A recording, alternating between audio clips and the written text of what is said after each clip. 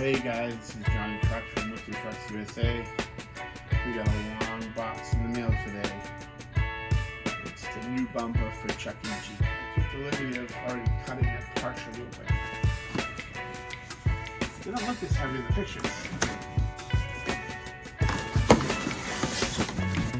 So as you can see, it really looks very lightweight in the pictures, but it's actually very heavy duty when you see it in real life. The best way to get it off is just to cut it.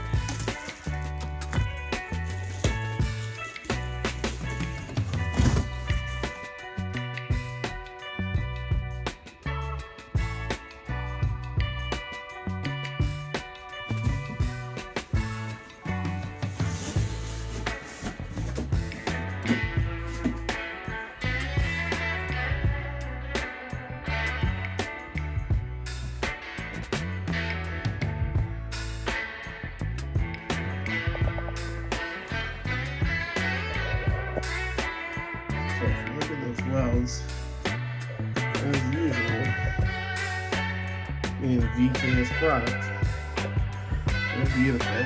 There's some really nice thick steel. Those two bolts, those that are on the